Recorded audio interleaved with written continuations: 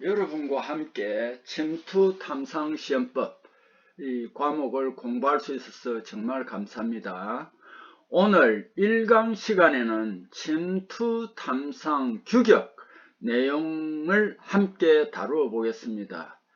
거듭 말씀드립니다만은 여러분과 마찬가지로 저 또한 평생교육을 목표로 함께 열심히 열공하겠습니다. 자, 그러면은 1강 수업 함께 동행해 봅시다. 자, 이 금속 재료, 특히 기계재료 같은 기계재료와 금속 재료의 물성을 검사하는 방법에 금속 재료 시험법과 그 다음 비파괴 검사법이 있습니다.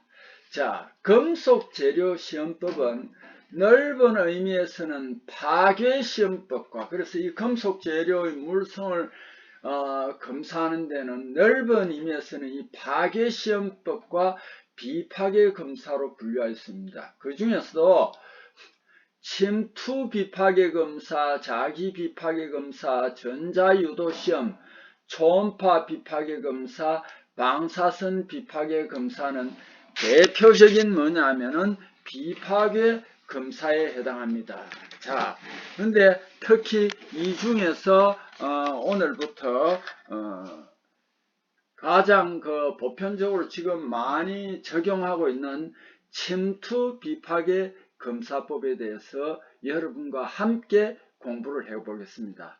거듭 말씀드리지만은 제가 이 부분에 전문가도 아니고 이 부분에서 잔뼈가 굵은 사람도 아닙니다. 그래서 사실은 저도 좀 쑥스럽고 부끄럽습니다만은 저도 이 부분에 부족한 부분이 많아서 여러분과 함께 이제 공부를 해보고자 합니다. 그러니까 여러분도 저와 함께 동행해서 이 비파괴 검사법, 그 중에서도 침투 비파괴 검사법을 같이 한번 공부해 봅시다. 자, 이 비파괴 검사법은 앞으로 NDT라고 많이 할 겁니다. NDT는 뭐냐면 Non-Destructive Test 해가지고 이 난이 붙으면 말이죠. 아니다라는 뜻이에요. 파괴가 아니니까 이 비파괴 검사예요. 그러니까 여러분 꼭 좀 요거 이제 앞으로 비파괴 검사하면은 NDT라고도 많이 합니다. 이 비파괴 검사를 하는 가장 큰 목적은 뭐냐면은 품질 보정이 있어요. 품질 보정. 품질 보정을 우리는 뭐라고 QA라고 합니다. 품질 보정. 품질 보정이 있고 그 다음에 품질 관리가 있습니다. QC. 그러니까 Quality Assurance, Quality Control. 이것뿐만 아니라 이 두 가지가 주목적인데 그것뿐만 아니라 각종 설비 안전관리에도 이 비파괴 검사가 상당히 필수적으로 이용할 수 있습니다. 자, 여러분 우리 대표적인 금속 재료를 생산하는 철강 종합제철소에서도 이 아변 공정에서나 이런데 다 뭐가 있느냐 비파괴 검사를 합니다. 그래서 이 비파괴 검사를 우리가 오늘부터 좀 심도 있게 한번 서로 함께 공부를 해 봅시다. 자, 비파괴 검사의 응용 범위는 그럼 뭐냐? 자, 이거 꼭 좀 알아두셔야 됩니다. 내부 결함 탕상에 이제 이용되는, 그러니까 재료가 있으면은 그 재료 안쪽에 있는 그 검사를 하는 방법이 있습니다. 가장 대표적인 게 뭐냐면은 초음파 탐상법입니다. 자, 여러분 여기 초음파 탐상법이라고 했는데 위에서는 또 뭐라고 했냐면 초음파 비파괴 검사라고 했습니다. 요거 다 같은 말입니다. 그런데 혼용해서 쓰니까 이게 여러분이 이제 당황하지 마세요. 초음파 비파괴 검사나 초음파 탐상법이나 같은 방법입니다. 초음파 탐상법은 UT예요. UT. 방사선 투하 시험은 RT예요. RT. 자, 이런 거는 꼭 좀 알아두시고 중성자 투과법은 NRT가 됩니다. 이것이 대표적으로 뭐냐면 재료가 있으면 재료 내부에 있는 결함을 검사하는 방법이고요. 그리고 이제 오늘부터 이제 중점적으로 다루는 침투 탐상 시험, 침투 비파기 검사. 이건 뭐냐면은 표면이나 표면 바로 밑에 표면 직하 결함 탐상. 주로 표면인데 표면 바로 밑에 있는 것까지 결함 탐상할 수 있습니다. 이것을 우리는 뭐라고 하냐면은 침투 탐상법 PT. 요 기호들은 여러분 알아두셔야 됩니다. 그 다음에 자분 탐상법 MT. 그 다음에 와전류 탐상법은 ET 또는 ECT라고 합니다. 그래서 여기에서는 와전류 탐상인데 위에서는 전자유도 시험해놨죠. 요거 같은 말입니다. 뭐냐면 전기를 공급해가지고 전자유도에서 표면 결함 검사하는 것입니다. 여기에 와전류가 생겨서 검사하는 것을 와전류 탐상법이라고 합니다. 그래서 우리가 주로 다루는 거는 요 5가지를 많이 쓰입니다. 근데 기타 또 뒤에 가보면 뭐가 있느냐 하면은 누설 검사나 이런 게 있습니다.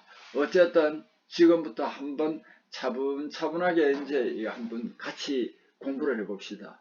근데 이제 윗부분에서 3분 말했는데 이 금속 재료를 시험할 때는 파괴 시험이라는 것은 그 부분 검사하고자 하는 부분을 잘라내든지 깨가지고 검사하는 겁니다. 그래서 파괴시험이라고 하고, 이 비파괴시험은 어떤 재료를 용접했거나 조립했거나 가공했을 때 파괴하지 않고 비파괴적인 방법으로 거기에 결함이 있나 이런 없나를 검사하는 게 비파괴 검사입니다. 그럼 우리가 생각하기에 비파괴 검사가 굉장히 좋겠죠.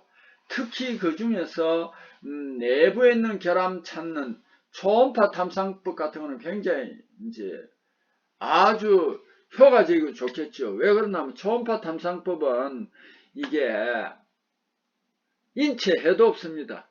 그 재료의 파괴도 일으키지 않고 이제 검사를 하고, 방사선 탐상 시험은 내부 결함을 찾기는 찾는데 이거는 사실 인체에 좀 위험합니다. 그래서 제일 각광을 받는 게 초음파 탐상법인데, 초음파 탐상법은 또다시 뭐가 있느냐 하면은 이게 이제 장비가 비싸고 또 뭐가 있냐면은 우리가 기술을 연마하는데 굉장히 오랜 시간이 걸린다. 근데 덕분에 요즘은 또 뭐가 있느냐 하면은 이게 초음파 탐상도 이제 전에는 그런 게 없었는데 요즘은 모양을 이렇게 화면으로 오실로스코프에 이제 모양을 그 결합 모양이 나타나도록 하는 페이지드 어레이 하는 것도 나왔습니다. 그런데 그것도 보니까 제가 알아보니까 굉장히 가격이 비싸더라고요. 자, 어쨌든 이 비파괴 검사가 여러 산업 현장에서 많이 쓰인다라는 걸 좀 알아두세요. 그 다음에 침투 비파괴, 이제 오늘부터 하는 거는 지금 주로 침투 비파괴 검사를 중점적으로 다루는 겁니다. 자, 요 지금 하기 전에 제가 빠졌네요. 요 책은 아직까지는 완벽한 책이라고 하기보다는 요 세암인쇄, 포항의 세암인쇄소에서 요걸 이제 인쇄를 해가지고 지금 그걸 중심으로 여러분과 같이 공부를 하고 있습니다. 그래서 세암인쇄, 포항, 세암기획이라고 하더라고요. 포항 세암기획에서 요걸 이제 여러분 공부할 수 있는 걸 이렇게 이제 인쇄를 해가지고 그렇게 지금 공부를 하고 있습니다. 그러니까 꼭 좀 이제 참고를 해주시기 바랍니다. 4번 침투 비파괴 검사 PT는 비파괴 검사 방법 중 가장 오래되고 널리 쓰이는 방법입니다. 이게 뭐 아주 편리하고 널리 쓰이는데 그 대신 내부에 있는 결함을 찾을 수는 없습니다. 자, 요거는 보면은 용접품, 단추조품, 단조품 등과 같은 금속 및 비금속 등의 여러 가지 제품에 적용할 수 있습니다. 이거는 굉장히 다양한 제품에 적용할 수 있습니다. 그러고 이제 검사 방법도 가장 쉬워요. 그래서 많이 이제 사용하는데 단 이 침투 비파괴 검사도 약품을 씁니다. 근데 그 약품이 좀 우리가 이제 좀 인체에 많이 흡입하거나 이러면 좀 안 좋아요. 그래서 이제 그런 단점이 있습니다. 어쨌든 용접품, 주조품, 단조품 등과 같은 금속 및 비금속 등의 여러가지 제품에 적용할 수 있습니다. 각종 제품에서 나타나는 요거는 주로 표면 불연속부. 자, 앞으로는 이제 많이 나오는데 이 과목 공부를 하면서 결함을 여기서는 불연속부라고도 많이 한다는 걸 꼭 좀 알아두세요. 불연속부를 결함이라고 한다. 이렇게만 알아두면 되겠습니다. 표면 불연속부를 경제적으로 검사할 수 있습니다. 거의 모든 재료에 적용할 수 있으나 이게 이제 그 다공성 재료는 우리 눈에 보이지 않지만 거기에 이제 구멍이 생겨 있습니다. 이런 데는 결함이 아니더라도 침투 비파의 검사는 약품을 뿌리거든요. 약품이 그 안에 들어가니까 이거 마치 결함처럼 보인다. 그래서 이 다공성 재료인 세라믹이나 목재 이런 것 등에는 적용 불가능하다는 걸 꼭 좀 알아두세요. 다만 세라믹도 기공이 적은 것은 시험할 수 있습니다. 자, 침투 탐상 시험 왜 PT라고 하느냐 하면은 리퀴드 요거는 뭐 써도 되고 안 써도 됩니다. 액체입니다. 주로 액체 탐상 시험입니다. 그래서 뭐 요거는 빼도 되고 페니트런트 테스트라는 것은 뭐냐면은 페니트런트는 이 약품이 침투한다는 거예요. 침투를 시켜가지고 검사한 데서 침투 탐상 시험은 PT로 표시합니다. 정확하게는 리퀴드 페니트런트 테스트라고 하는데 요거 우리 앞으로는 PT라고 해야 된다. 자, 각종 시험편의 표면에 침투액을 뿌려서 뿌리고 시간을 조금 둡니다. 이걸 적용한다고 그러는데 뿌려서 적용한 후에 균열, 갈라짐. 몇 년 전까지만 해도 이 규격심의위원회에서 침투 탐상 시험하고 자분 탐상 시험에서 이제 결함을 찾으면은 침투 탐상 시험에서는 갈라짐이라 했고 자분 탐상 시험은 균열이라고 했습니다. 그런데 그 모양이 같아요. 그래서 요거는 이제 통일을 했더라고요. 균열, 갈라짐, 요거 다 같은 이제 혼용해서 쓰더라고요. 그런데 이제 엄밀히 말하면 침투 탐상 시험이나 자분 탐상 시험이나 균열이라고 한다는 거 알아두고 아직도 어떤 이런 데서는 혼용해서 쓰더라고요. 침투는. 단 자기 비파기에서는 자분 탐상 시험 또는 자기 비파기 다 같은 말입니다. 균열이라고 이제까지 써왔습니다. 균열, 갈라짐 등의 불연속부, 결함을 불연속부라고 그랬잖아요. 그죠? 이 이제 불연속부에 침투시키고 잉여 침투액을 제거하는 요거 잘 알아둬야 됩니다. 잉여 침투액이라면 뭐냐면은 어느 이제 알루미늄 시험편 같은 걸 가령 용접을 했습니다. 용접을 해가지고 그 표면에다가 이제 어디에 이제 결함이 생긴지 모르잖아요. 그죠? 그럼 그 표면에 용접한 그 주변에 이제 약품을 뿌립니다. 뿌리고 보통은 한 5분 정도 있습니다. 5분 정도 기다리면은 우리 눈에는 안 보이지만 결함이 있는 곳에서는 침투액이 그 안으로 스며듭니다. 결함이 없는 데는 그냥 위에 남아 있어요. 그래서 이걸 어떻게 해주느냐, 한 5분쯤 지나면 닦아내 버립니다. 결함이 없는 쪽을 닦아내 버려요. 그럼 결함이 있는 쪽은 안에 스며들었어요. 그런데 우리 눈으로는 안 보여요. 이걸 잉여 침투액이라고 합니다. 닦아내요. 그래서 제거한 후 백색분말 하얀 가루입니다. 현상제는 무조건 하얀 가루입니다. 이 백색분말인 현상제를 도판다. 뿌리면은 이게 모세관 현상에 의해서 이게 침투액이 결함 속에 들어갔잖아요. 그죠? 그럼 백색분말이 그 부분을 눌러줍니다. 눌러주면은 안에 들어가 있는 결함이 이제 밖으로 나옵니다. 가령 예를 들어 침투액은 제일 간편하게 쓰는 게 염색 침투액이에요. 염색 침투액은 적색이에요. 그럼 빨간 게 올라옵니다. 모세관 현상에서 올라오면은 그 지금 백색 현상제를 가루를 뿌려놨잖아요. 그죠? 그럼 빨간 게 올라오면 거기에 결함 있는 게 보이겠죠. 이렇게 해가지고 이제 요걸 현상제라고 합니다. 백색 분말인 현상제를 도포시키면 침투된 침투액이 표면으로 추출되고 불연속부에, 그러니까 결함 있잖아요. 결함을 불연속부라고 한다. 그죠? 불연속부의 위치, 크기, 실시 모양 중의 이제 결함 검사가 가능합니다. 아, 어디에서 얼마만큼 크기의 결함이 있구나 하는 것을 알 수 있습니다. 자, 그럼 침투 탐상 시험을 또 한번 세부적으로 한번 들어가 봅시다. 표면 개구부. 이거는 뭐냐면 우리 눈에는 보이지 않지만 침투 비파기에는 단점이 그 약품이 들어가려면 그 표면 부근에 좀 뚫려 있어야 됩니다. 그래야만 결함 그 침투기 그 안으로 들어가잖아요. 그죠? 그것을 우리는 말하는 표면 개구부라고 합니다. 침투 비파기할 때는 반드시 표면이 결함하고 조금 열려 있어야 된다. 눈에는 안 보이지만 이걸 개구부라고 한다는 거 알아두세요. 오픈이. 표면이 열려 있는 상태에서 적용 가능합니다. 침투제 적용할 때 가장 중요한 과정으로 침투제의 적용 시간이 굉장히 중요합니다. 침투제의 적용 시간. 재질, 시험 방법에 따라 약간 다르나 최소 얼마를 해주냐면은 5분 이상이다. 주로 5분을 많이 씁니다. 그런데 가령 예를 들어 가지고 5분을 뿌려두고 침투를 뿌려두고 기다리는데 만일 날씨가 한 온도가 5도가 됐다.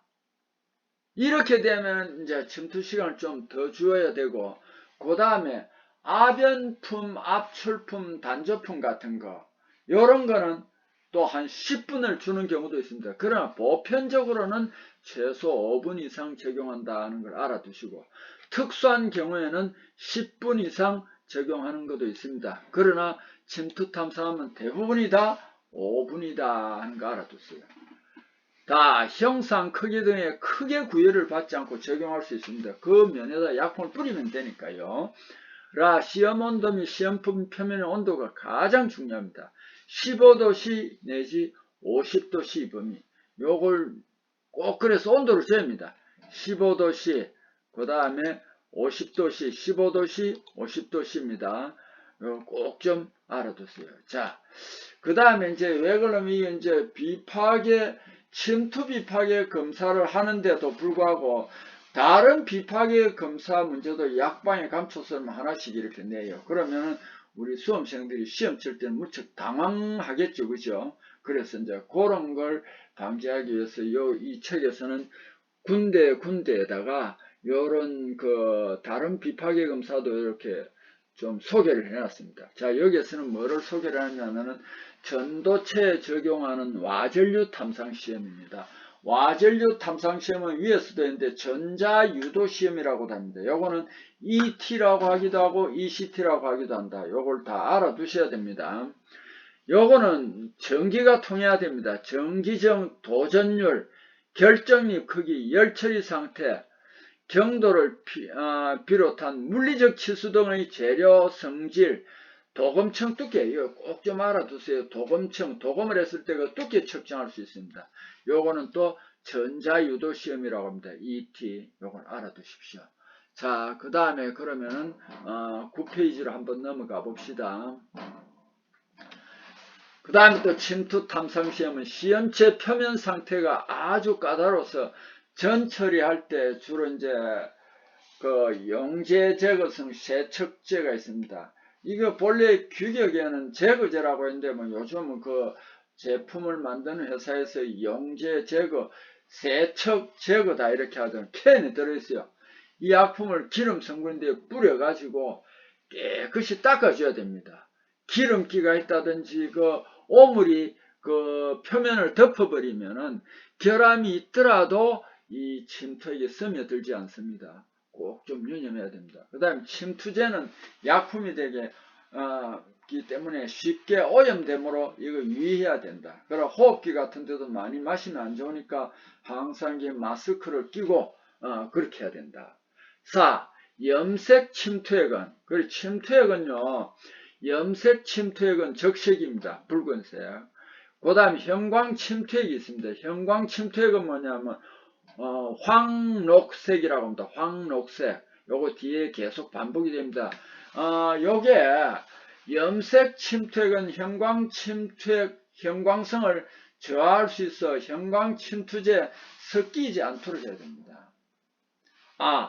다공성 재료, 이 구멍이 있는 다공성 재료인 세라믹, 목재 등을 제외한 이 침투 비파기에는 대부분의 여러 재료에 적용할 수 있으며, 특히 그 중에서도 가장 침투 비파기 검사에 효율적으로 할 수 있는 것이 알루미늄 합금이다 하는 거 알아주세요. 그래서 여기에 알루미늄 합금에 대해서 여기 조금 두랄루민, 여러분 이제 이 금속 재료에서 많이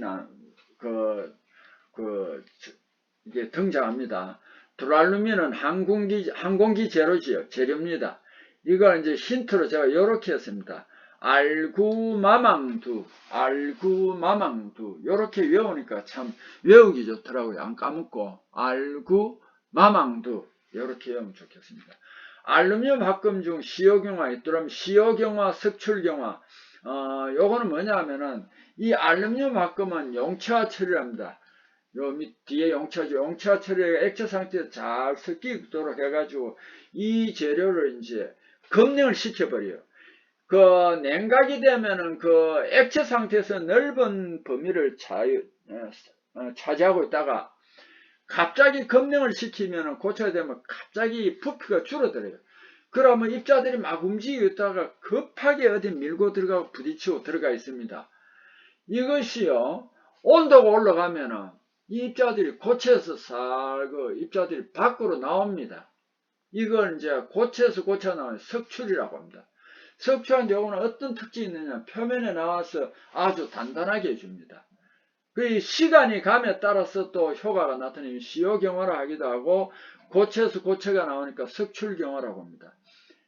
가장 대표적인 게 두랄루민입니다. 그래서 두랄루민은 알루미늄 비중도 안 높다. 이거는 뭐냐, 가볍다 이 말입니다. 가벼우면서도 이게 강도가 높아요. 비강도가 높다고 합니다. 이걸.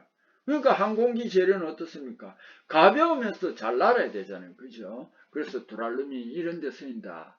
그래서 가장 대표적입니다. 두랄루민은 알구마망 두고, 요거는 뭐가 있느냐 하면은, 자, 요 한자를 뭐 굳이 외울 필요는 없는데 읽을 줄은 알아야 되겠죠. 그죠? 요거는 시효경화, 석출경화, 요거는 꼭 알아야 됩니다. 그러고 요거 시효할 때 뭐 온도를 한 200도 정도 바로 올려가 하는 게 인공시효고, 그 다음에 이제 계절이 변하면 겨울에서 여름으로 올라가면 온도가 많이 차이가 나잖아요. 그죠? 자연적으로 시효하는 게 있습니다. 그래서 시효경화는 인공시효와 자연시효가 있고, 시효경화는 석출경화가 있다. 이걸 꼭 좀 알아둬야 되고, 특히 두랄루민이 제일 대표적이다. 그리고 요거는 시효경화, 석출경화는 반드시 용체화 처리한다는 거 알아두세요. 요거는 일종의 침투 탐상 시에 많이 이용되지만 이건 금속 재료에 해당합니다. 또 이제 여기에 해당하는 게 자동차 내연기관, 피스톤에 사용되는 라우탈, 로엑스, Y 합금, 이것도 시효경화가 일어날 수 있다. 라우탈은 이제 제가 이렇게 항상 외웁니다. 그래서 안 까먹더라고요. 알구시라, 그렇게 안 까먹어요. 로엑스는 알리마시구로, 이렇게 외웠습니다. Y 합금은 알구니마 Y, 이런 식으로 외우니까 지금도 제가 기억력이 좋지도 않은데 이거는 이런 식으로 제가 외우다 보니까 이걸 안 까먹고 바로 이제 성분이 다 나와요. 요 세 가지 원소가 대표적으로 알루미늄 합금이면서 자동차 내연기관에 쓰입니다. 이런 것들은 다 시효경화, 석출경화성이 우수하다. 그 다음에 침투 비파기할 때는 반드시 뭐가 나오냐, 모세관 현상이라는 용어가 많이 나옵니다. 캐필러리 액션이라고 합니다. 캐필러리 액션. 유리와 같은 고체에서 접촉된 유리와 같은 고체에서 액체 표면이 이렇게 조금 올라가죠. 그죠? 대부분 올라갑니다. 이걸 우리는 뭐냐, 모세관 현상이라고 하는데, 요거 물은 같은 올라가는데, 수온은 특이하게 이렇게 내려갔죠. 수온은 중간에 내려갔죠. 수온은 항상 특이합니다. 수온은 금속인데, 모든 금속은 0도씨에서 고체가 되는데, 이거는 액체란 말입니다. 수온은 이제 그런 특징이 있습니다. 모세관 현상, 유리와 같은 고체에서 접촉된 액체 표면 상승하거나 낮아지는 현상입니다. 모세관 현상을 결정하는 주요 요인으로는 뭐냐, 응집력, 얼마나 잘 서로 딱 당겨주고 모이느냐. 그 다음에 점착력, 표면장력. 표면장력 요거는 어떤 형상이냐면은 우리가 나뭇잎에 빗방울이 하나 동글동글하 있죠. 그거는 표면장력이 작다라는 겁니다. 표면장력이 크면은 똘똘 뭉쳐버리면은 이게 이제 잘 안 들어가겠죠. 침투 비파기 할 때는 안으로 들어가야 됩니다. 표면장력이 자, 여기 한번 봅시다. 액체의 자유 표면에서 표면을 작게 하려고 작용을 합니다. 액면 부근의 분자가 액체 속의 분자보다 위치 에너지 크기 때문에 액체는 표면적에 비례하는 표면 에너지를 가지고 이로 인해 표면 장력이 형성됩니다.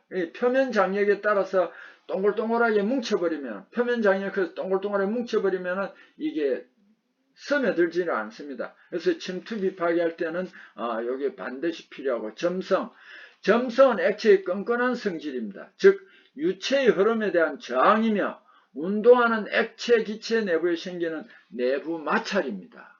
이런 것을 우리는 뭐라고 하냐면은 이제 점성이라고 하는데 어쨌든 모세관 현상이라는 응집력이라든지 점착력이라든지 표면장력 그러니까 요거는 응집력은 점착력이나 표면장력하고도 어떤 상호 관계가 있는데 어쨌든 요런 것들은 쉽게 말하면 침투제가 잘 스며드느냐 스며들지 않느냐는 모세관 현상을 결정하는 요인이 된다라는 것을 알아두시고 자 제가 이제 모두에 또 이렇게 말씀을 드리는데요. 이게 처음부터 쉬운 건 아닙니다. 그러니까 이제 반복해서 계속 설명하는데 특히 이건 이제 규격집에 규정된 내용이 있잖아요. 이건 우리가 항상 기준이 되기 때문에 꼭 이제 집중을 해서 봐야 됩니다. 요것도 이제 반복해서 한번 공부를 해보면은 이제 뒤에 가면은 문제 풀 때도 좋고 여기 이제 침투 탐상 시험을 실제로 내가 한번 할 때도 기본이 된다라는 걸 꼭 좀 명심하시고 우리 그 속담 이런 게 있잖아요. 한술 밥에 배부르랴 이런 말 있잖아요. 그죠? 처음부터 너무 완벽하게 이해하려고는 하지 마십시오. 사실 그리고 저 또한 이 부분에 완벽한 전문가가 아니고 여러분과 함께 공부하고 그 다음에 배우려고 노력하는 평생교육을 필요성을 느꼈기 때문에 여러분과 함께 지금 여기에서 이제 함께 동행하면서 공부합니다. 여러분 그 점 좀 이해해 주시고 제가 좀 부족한 점이 있더라도 여러분이 좀 잘 이해해 주셨으면 하는 바람입니다. 자, 이렇게 해서 1강 수업을 마치겠습니다. 자, 수고했습니다.